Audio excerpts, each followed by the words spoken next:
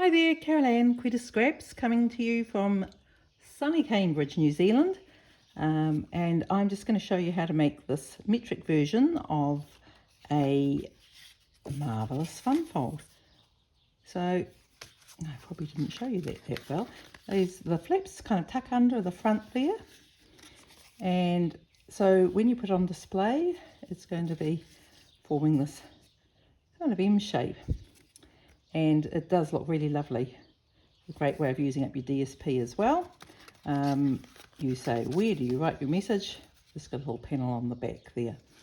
So this is an idea I was inspired by a card that Susan Campfield made recently, and I had to muck about a bit to try and make it work for me in metric, but I managed to make it work. So here's what we're doing. So I've got a piece of cardstock. I've got a PDF that you can link to for this, and this is just a little bit less than half an A4 sheet. So I cut it lengthwise, 10.5 that way, and then I just cut a little bit off the end. So I made it 29.5.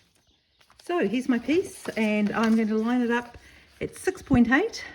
Unfortunately, we do have to have a few little funny measurements with this one. Just when you're measuring things on these slightly unusual measurements, just make sure once it's lined up at the top there that it's running parallel with the straight lines, and that will really help you get nice.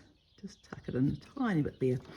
Okay, so just remember to use your scoring blade, not your cutting blade, and then we're going to slide it along. So that was 6.8, we're going to take it along to 7.2, just there.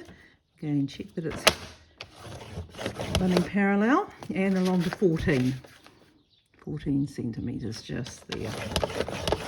So now we're going to turn it, we're going to flip it end on end. So the scores are on this end. Now I'm going to do exactly the same scores, except I'm going to do them on the other end.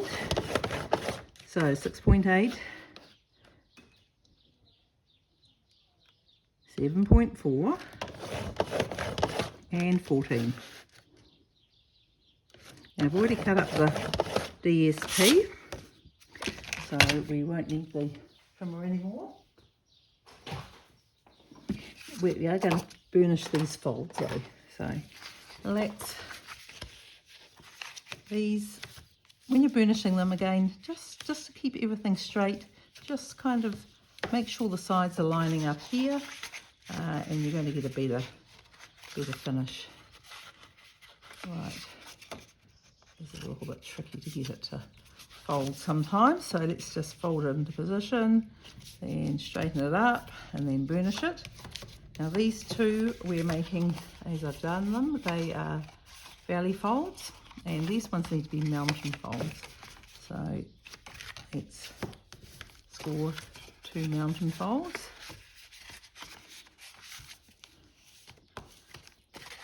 And then these ones are going back to valley folds again. Let's see what I'm doing here. Make sure it's all lining up. Valley fold. And another valley fold. Oh, there's another fold on that. I probably haven't scored it quite enough. These are non-standard measurements that aren't going to work on the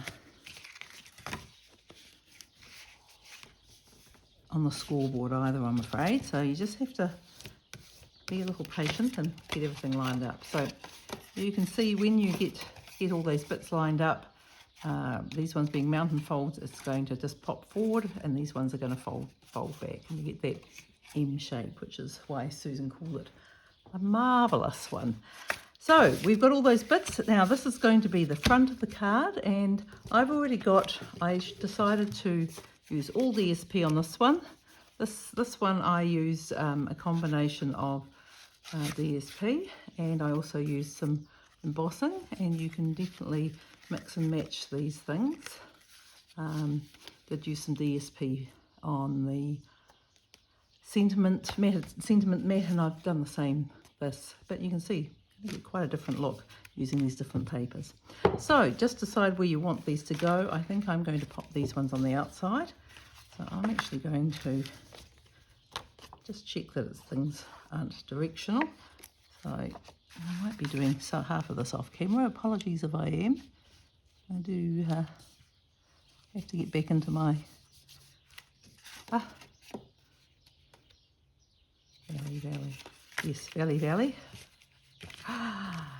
This actually is directional. I didn't notice my little B side is also directional. So do make sure you put them up the right way, unless you intentionally want to have a slightly wacky look. Try not to do these things intentionally. Well, I do anyway. Okay, so we've got that in place. Then we're going to open it up and we're going to decorate the inside. And these pieces are exactly the same size. I think I'm going to put these ones on the outer bits. These ones I need to put up this way because obviously that's directional and it's cut the wrong way. 4 directional. I'm just going to make these 4 panels across here with the DSP. I'm using the Countryside in paper. You probably recognise that. And I think this makes such a classic with the blue and the white is a lovely combination. So I'm just going to stick these in place. These ones on the outer, so as I say, the dimensions are all in the PDF. And I hope you enjoy making this. This just gives you a few little tips on how to pop it together. Oh, don't do that. Sometimes I do things wrong just to show you what not to do. Don't drop your piece. Don't drop it butted side down. It's always butted side down, isn't it?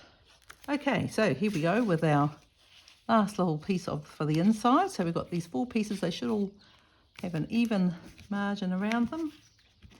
And we've got one little teeny piece here, and I'm just going to put it on this centre piece here. Be careful you don't get too much glue because you don't want it seeping out. And again, we're just going to pop it on that little spot there. Okay, so once we've got those all in place, we do need some dimensionals. And I'm going to use a couple of dimensionals. Just line them up so the 2 of the sides are lining up with because they are just about the same size, just a little bit smaller than the 1 centimetre strip in the middle here. Okay, so we're just taking the tops off those. Yes, I took the tops off those. Now I've just layered up some dies here and used a piece of the matching DSP to mat it all. And what we want to do, we want to close these up, and then we should be able to pop this in place, making sure everything is lining up and even.